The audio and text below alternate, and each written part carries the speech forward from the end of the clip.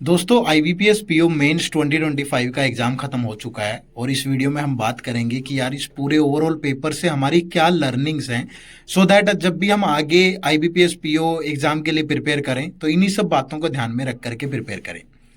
पहली बात तो अगर मैं ओवरऑल पेपर की बात करूं तो पेपर डुएबल था। ऐसी कोई भी चीज हमें किसी भी सेक्शन में, चाहे वो क्वांट है, रीजनिंग है, इंग्लिश है, करंट अफेयर थोड़ा सा मुश्किल है, उसकी मैं बात करूंगा, या कैसी चीजें थी उस पर तो हम बात करेंगे, लेकिन डुएबल है सारी चीजें, कोई आउट ऑफ द बॉक्स चीजें नहीं है। ठीक है। दूसरा, अगर हम कंपोनेंट वाइज बात करें, जैसे सबसे पहले क्वांट के अंदर, तो क्वांट में कुछ क्वेश्चन 2 मार्कर हैं, कुछ सिंगल 1 मार्कर थे। अब क्वाड्रेटिक इक्वेशन वगैरह पूछी गई तो मतलब Q1 Q2 Q3 की फॉर्म में। और इसके बाद अगर मैं बात करूं तो नंबर सीरीज, वेरिएबल देके डबल सीरीज पूछी गई। कुछ डीआई आसान है, कुछ डीआई मुश्किल है। तो अगर आप रेगुलर प्रैक्टिस करोगे, अच्छे से बिल्कुल बेसिक से प्रिपेयर करोगे, तो क्वांट में डीआई वाले पोर्शन में दिक्कत नहीं आएगी।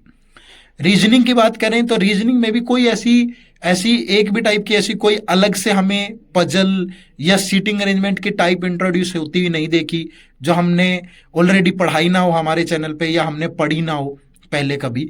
तो ऐसा कुछ नया नहीं था। वही machine input output, critical reasoning के क्वेश्चन आसान थे, ज्यादा मुश्किल नहीं थे। उसके अलावा पजल, सीटिंग अरेंजमेंट, वही जो जो जो पूछता है वही थी, बस प्री के मुकाबले में लेवल लेंथी था। ठीक है। तीसरा, अगर मैं इंग्लिश की बात करूं तो इंग्लिश लैंग्वेज में भी कोई कोई नए टाइप का क्वेश्चन नहीं आया। हाँ, एक कॉलम 1 कॉलम 2 में थोड़ा सा न्यू टाइप इंट्रोड्यूस किया था उसने, अदरवाइज पेपर ऑब्जेक्टिव वाला बिल्कुल सेम लाइन पे है।